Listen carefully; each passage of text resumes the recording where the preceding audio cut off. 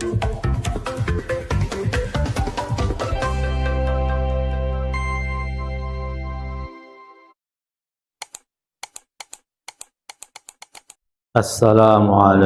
warahmatullahi wabarakatuh. Bismillahirrahmanirrahim. Alhamdulillahi rabbil alamin. Wassalatu wassalamu ala ashrafil anbiya'i wal mursalin sayyidina wa maulana Muhammadin wa ala alihi wa sahbihi ajma'in, amma ba'du. Fa ya ayyuhan nasu wasikum wa nafsi bitaqwallah faqad faza man ittaqa.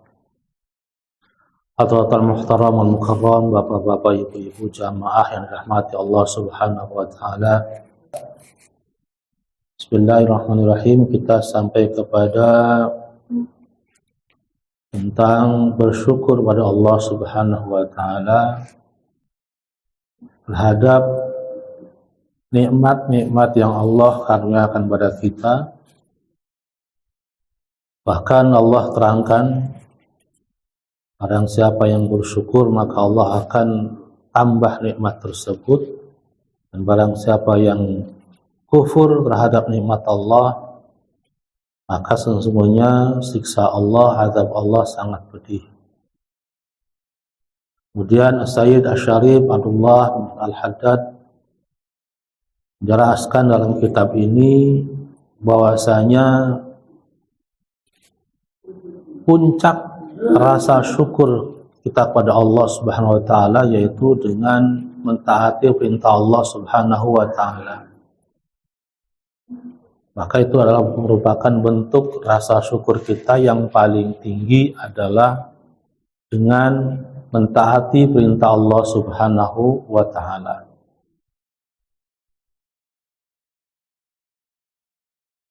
Kemudian kalau kita tidak mentaati perintah Allah maka sudah termasuk daripada kategori kita meninggalkan syukur pada Allah Subhanahu wa taala. Tetapi apabila kita menggunakan nikmat yang Allah karuniakan kepada kita untuk bermaksiat kepadanya, maka sudah termasuk daripada perbuatan kafir.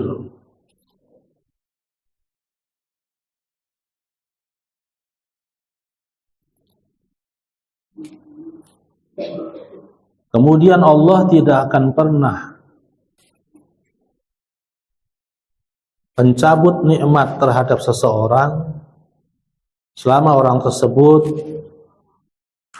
masih bersyukur pada Allah.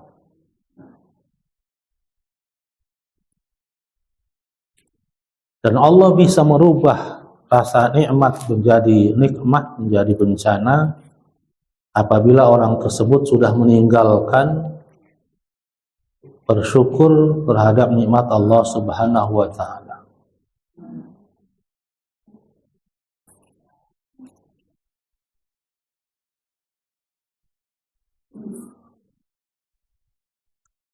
Kemudian apabila ada seorang hamba yang mendapatkan nikmat Allah dan terus mendapatkan nikmat Allah akan tetapi dia terus bermaksiat pada Allah, maka sesungguhnya itu adalah merupakan istidraj dari Allah Subhanahu wa taala.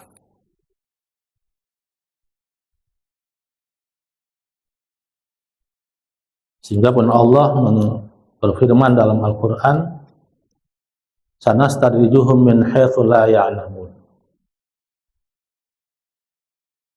Innama numli lahum liyazdadu itsma. Sesungguhnya kami berikan mereka usia yang panjang, liyazdadu itsma, supaya menambah-nambah dosa mereka. Wa'alam, dan ketahuilah, annallaha yumli lidh-dhalimi hatta idza akhadhahu lam yarifhu. Bahwasanya Allah SWT memanjangkan umur orang-orang yang zalim itu sehingga mereka benar-benar lalai, sehingga ketika Allah mengambilnya mengazabnya, mereka sudah tidak punya waktu lagi. Wa'lam anna kasatu sana 'ala Allahi bil farhi wa bin ni'ami min haitsu annaha wasilatun ila nil qarbi min Allah aw min haitsu annaha dalatun ala inayatillahi bi 'abdihi.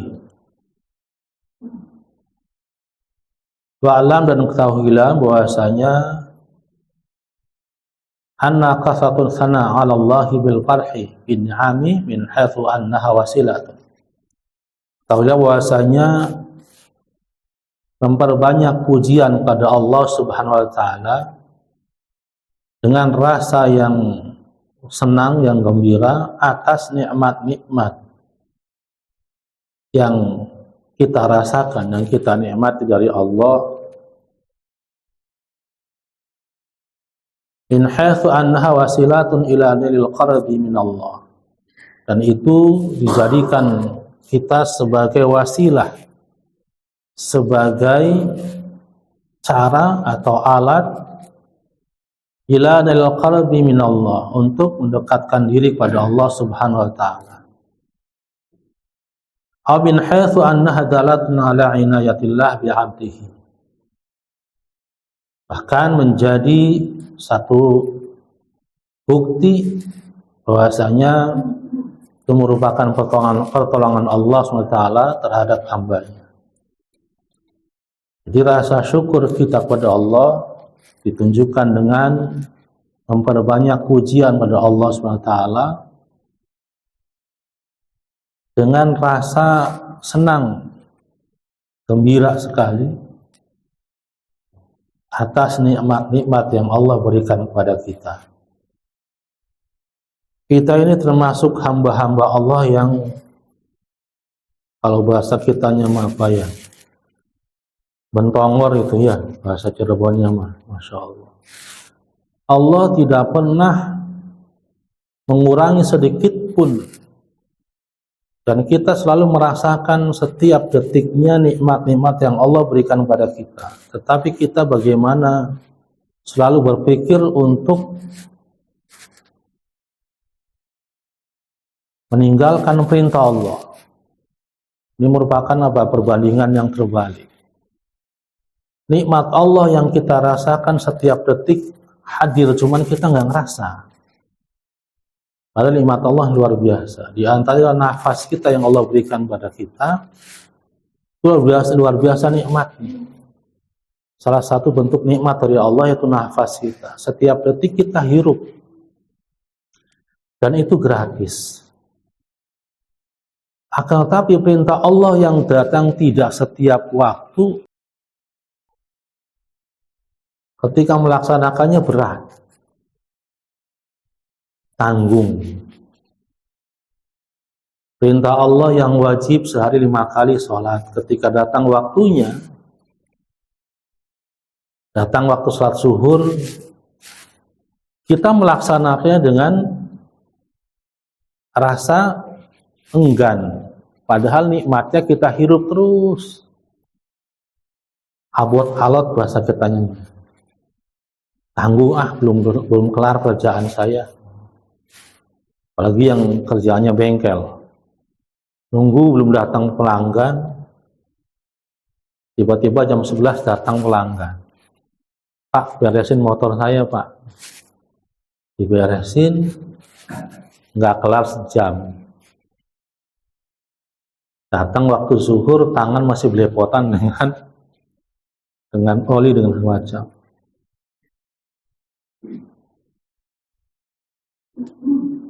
Akhirnya tertunda. Padahal nikmat Allah kita rasakan tiap detiknya, tapi kita jarang merasakan itu. Padahal luar biasa.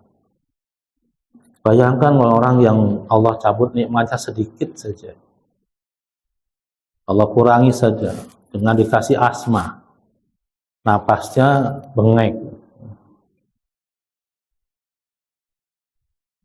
Terkadang kebanyakan kita seperti itu. Padahal kalau perhitungkan, kalau kita pikirkan luar biasa. Maka kita benar-benar maksudnya untuk Allah nggak minta banyak, minta hanya satu, taat pada Allah SWT. Dan itu juga sudah termasuk kepada puncak rasa syukur kita kepada Allah, yaitu ghayatul syukri, dengan mentaati Allah Subhanahu wa Ta'ala. Masih berat, makanya benar sekali kita masuk surganya Allah Subhanahu wa Ta'ala bukan karena amaliyah ibadah kita, bukan. Akan tetapi kita masuk surga semuanya karena rahmatnya Allah Subhanahu wa Ta'ala. Sebagaimana sabda Nabi. Nabi pernah bersabda bahwasanya kita masuk surga itu ya bukan karena amalia ibadah kita, akan tapi berkat rahmatnya Allah SWT.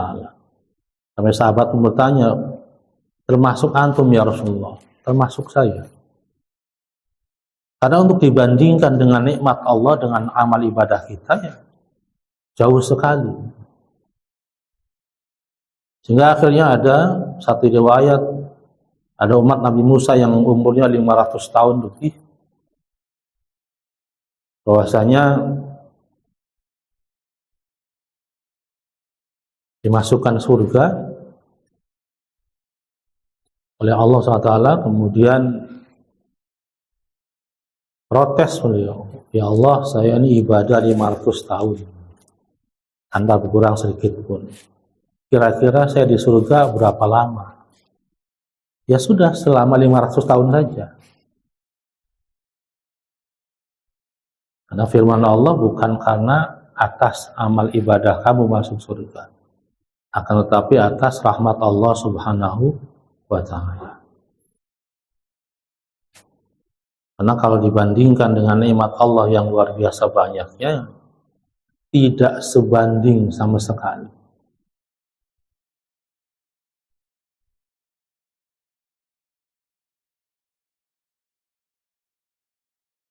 Kita saja, bandingannya gitu ya, kita saja yang berikhtiar supaya taat pada Allah SWT,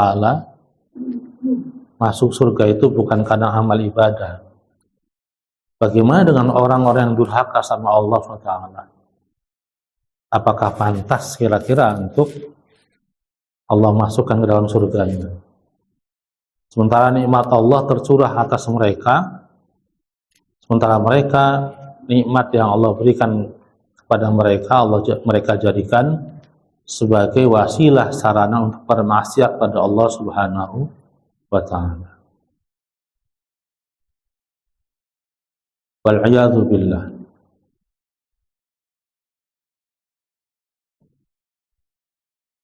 Wa'alam anna ta'zimun ni'mah.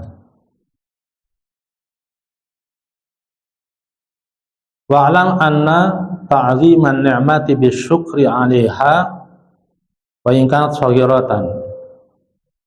Dan ketahuilah bahwasanya mengagungkan nikmat Allah Subhanahu wa Ta'ala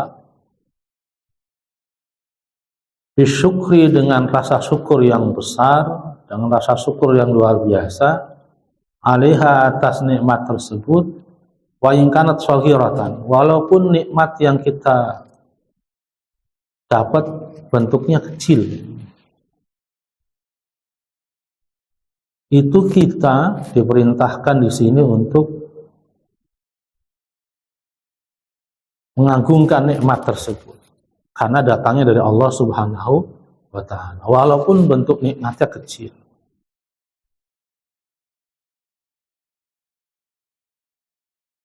Yarwi anillahi annahu qala li ba'di anbiya'ihi idza saqat ilaika habbatun musawwasatun fa'lam anni qad dzakartuka biha fashkurni 'alaiha.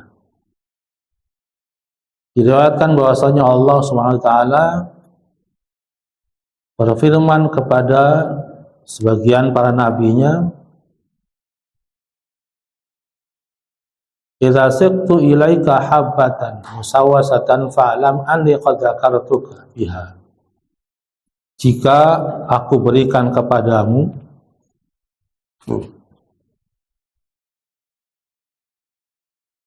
satu buah atau sebiji yang di dalam biji tersebut ada ulatnya, fa'lam anni qad dzakartuka biha fashkurni 'alaiha, maka tahuilah bahwasanya sungguhnya saya telah memberikan padamu dengan biji tadi yang ada ulatnya, fashkurni, maka bersyukurlah pada saya, 'alaiha, atas nikmat tersebut. Walaupun para nabi tadi, firman Allah, walaupun diberikan satu biji yang biji tersebut ada ulatnya, ini gambaran bahwasanya nikmat walaupun sekecil apapun kita diperintahkan untuk bersyukur pada Allah.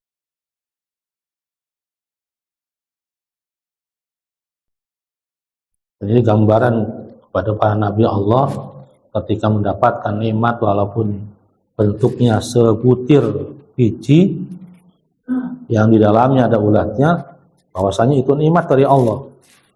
Fashkurni, maka bersyukurlah kepada saya. Mendapatkan nikmat yang kecil saja kita sudah luar biasa senangnya, apalagi mendapatkan nikmat yang lebih besar lagi.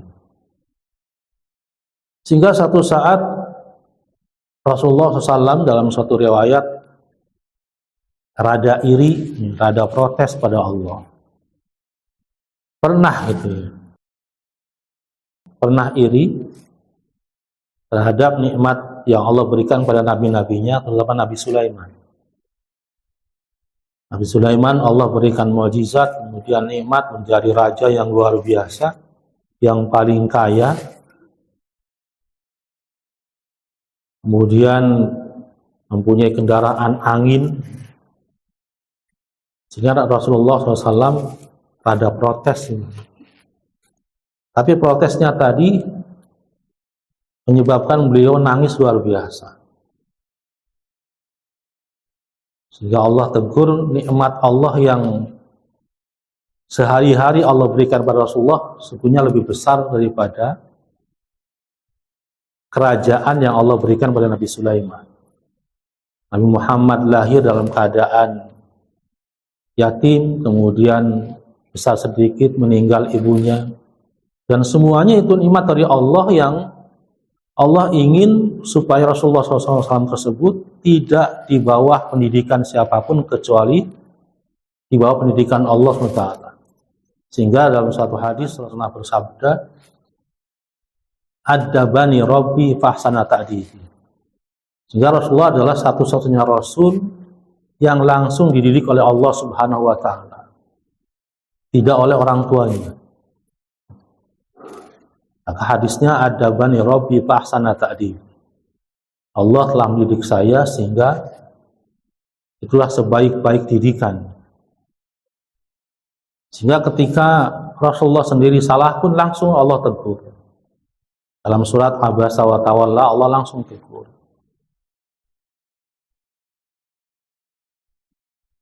Maka diingatkan oleh Allah tentang nikmat tadi. Dalam surat Al-Duha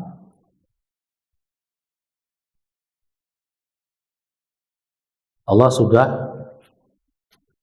merupakan teguran atau peringatan pada Rasulullah agar sehingga ketika Rasulullah ingat akan protesnya tadi langsung sedih dan nangis dan taubat. Kemudian tidak ingin ingat lagi. Dan nikmat-nikmat yang kita rasakan juga sebenarnya nikmat yang luar biasa. Cuman kebanyakan kita kurang memahaminya.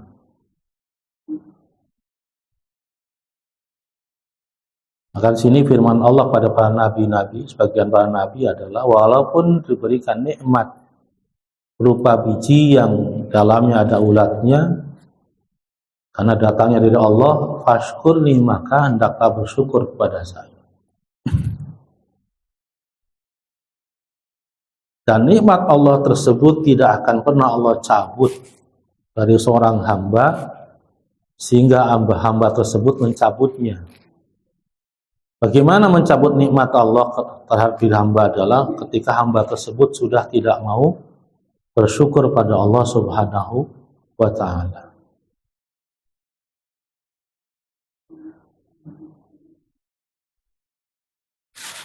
Ada sebuah riwayat dalam Al-Quran tentang negeri yang dulunya subur luar biasa, negeri Sabah. Dalam Al-Quran ada dijelaskan luar biasa rezeki yang Allah berikan kepada negeri tersebut.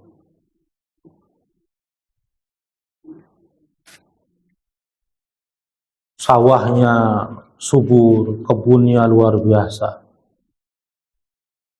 Akan tetapi penduduknya kafir, maka Allah ganti menjadi negeri yang kering kerontang. Maka ketika terjadi sesuatu pada diri kita, ada sesuatu yang berkurang dari nikmat Allah, bisa jadi ada dari kita yang tidak bersyukur pada Allah Subhanahu wa Ta'ala.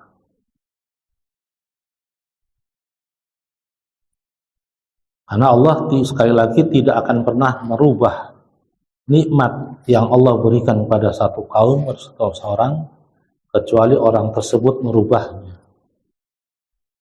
yaitu dengan tidak bersyukur pada Allah Subhanahu wa Ta'ala.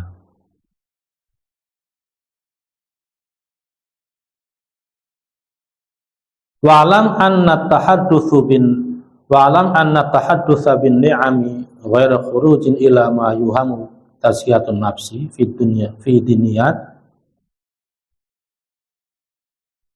Dan ketahuilah bahwasanya tahadduts bin ni'am, menceritakan nikmat-nikmat Allah yang kita rasakan, selagi bukan dalam keadaan untuk membangga-banggakan diri, maka itu dibolehkan. Baik nikmat itu berupa keagamaan ataupun keduniaan, fid dunyawiyat wal amalu bin niyat wal khairu kulluhu fil iqtida bis salafis salih fi jamil halat wallahu ta'ala alam. Dan setiap perbuatan tergantung dengan niatnya. Maka di sini kita dianjurkan untuk tahadduts bin ni'am, baik berupa cerita, kemudian merasa bersyukurnya, kita ceritakan nikmat yang Allah berikan pada kita dengan ekspresi yang luar biasa, menunjukkan kita bersyukur dan senang sekali, selagi itu bukan dalam rangka untuk membanggakan diri, itu dibolehkan. Jangan sampai muncul rasa membanggakan diri, itu yang tidak boleh. Apalagi kalau tahadduts bin ni'amah dibarengi dengan sedekah, maka itu afdal.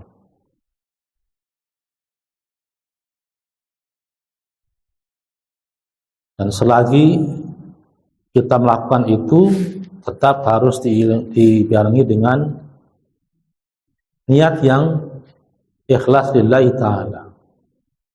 Karena innamal a'malu binniyat. Setiap perbuatan itu bergantung niatnya.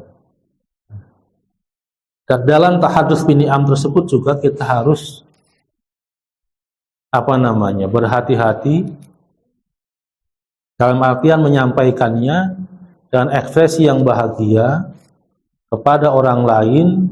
Jangan sampai menyinggung orang yang kita ajak tahadduts bin ni'am tadi.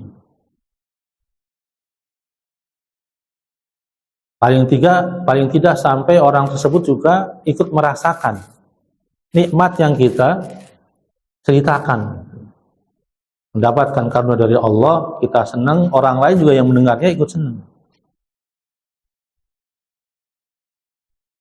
Maka tujuan daripada tahadduts bin ni'am seperti itu. Bukan dalam rangka untuk membanggakan diri atau sampai merendahkan orang lain. Paling tidak sampai muncul rasa pertanyaan dari orang yang mendengarnya tadi, kira-kira amalan apa sih sampai Allah? Nah, kira-kira begitu. Sehingga orang tersebut yang mendengarkan itu pengen mengikuti agar mendapatkan nikmat yang sama dari Allah Subhanahu wa taala. Sehingga muncul rasa ghibthah tadi, bukan rasa hasud, bukan. Oh, kalau gitu saya juga ikutlah.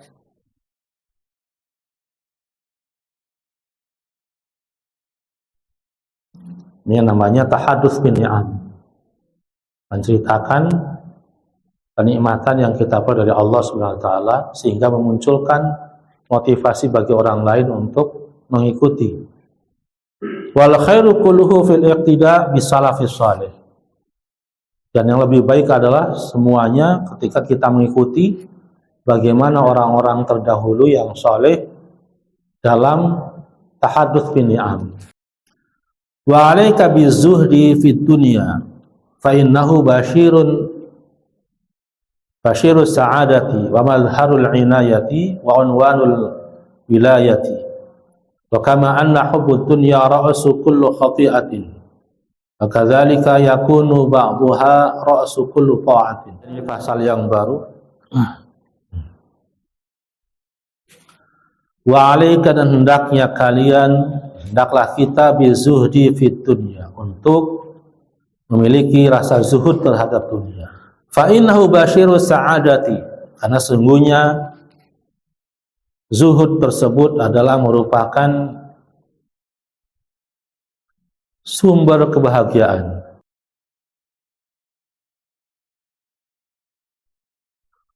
Wa mazharul inayati, dan sumber pertolongan.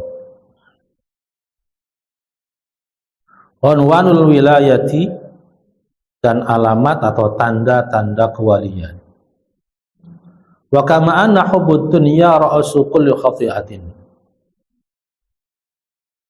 Kadzalika yakunu ba'daha ra'su kulli ta'atin wa hasanatin. Dan sebagaimana bahwasanya cinta dunia itu adalah merupakan tiang setiap kesalahan.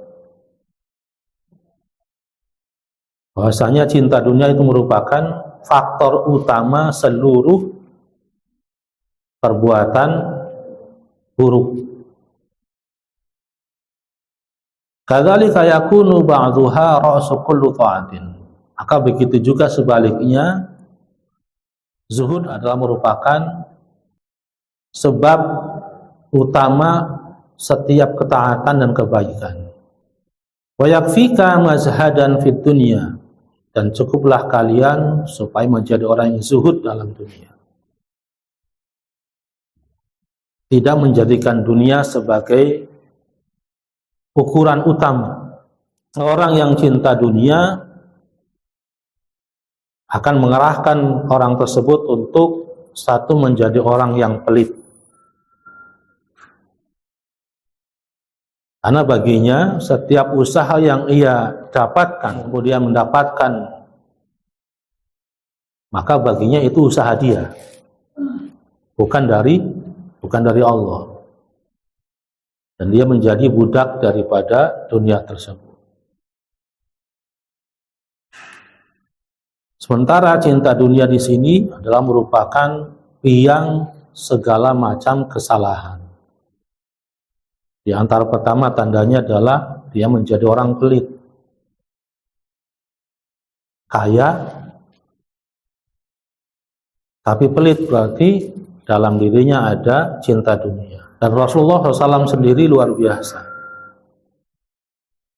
Itu dalam satu riwayat tidak boleh ada yang menatap di dalam dirinya dari dinar dan dirham tidak boleh lebih dari 3 hari. Maka di sini dijelaskan bahwasanya cinta dunia adalah merupakan biang segala macam kesalahan. Sebaliknya, zuhud adalah merupakan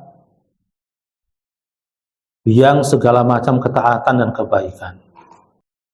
Innallaha ta'ala samaha fi iddatin mawadi'in min kitabhi mata'ul ghurur. Sesungguhnya Allah SWT menamai dunia tersebut fi iddatin mawadi'i, di banyak tempat dalam Al-Quran, min kitabhi, dalam Al-Quran, yaitu sebagai mata'ul ghurur, sebagai senda gurau saja. Kalau bahasa kitanya terlalu ngoyo, maka kalau ada yang hilang dari dunia, jangan sampai membuat sedihnya luar biasa. Waqala Hasan rahimahullah ta'ala, berkata Imam Hasan al-Basri, mata'ul ghurur ka hadratil al-bustan wa la'bil banan. Yang dimaksud dengan mata'ul ghurur adalah seperti ka hadratil bustan, seperti hijaunya kebun-kebun. Wa la'bul banan, dan permainannya anak-anak. Qala Syekh Abu Talib Al-Makki rahimahullah ta'ala, mata'ul ghurur ismun lil jifatil maitati. Kemudian Syekh Abu Talib Al-Makki berkata tentang yang namanya mata'ul ghurur adalah nama dari sesuatu ismul lil jifatil maitah, sesuatu yang kering dan mati, kayu kering. Faqad hasarallahu ta'ala ad-dunya fil lahwi wal 'am alladzina la yaltafitu ilaiha aqilun wa la ya'ruju 'alaihima illa kullu ghayyin jahilin. Kemudian Allah membatasi, mensifati dunia dengan allahu wal 'am, senda gurau dan permainan. Alladzina la yaltafit ilaihima aqilun, yang orang berakal itu tidak akan menoleh kepada dua hal tadi. Wala ya'ruju 'alaihima illa kullu ghayyin jahilin, dan tidak akan terbang menuju kepada kedua hal tadi, kepada dunia tadi, kecuali orang-orang yang bodoh. Faqala ta'ala, maka Allah berfirman, wa man hayatud dunya illa la'ibu wa lahu, dan tidaklah kehidupan dunia itu kecuali hanya permainan dan senda gurau saja. Wallahu a'lam bishawab. Kita sama-sama akhiri dengan kifatul majlis. Subhanakallahumma bihamdika asyhadu an la ilaha illa anta astaghfiruka wa atubu ilaik. Wal 'afwu minkum. Wassalamualaikum warahmatullahi wabarakatuh.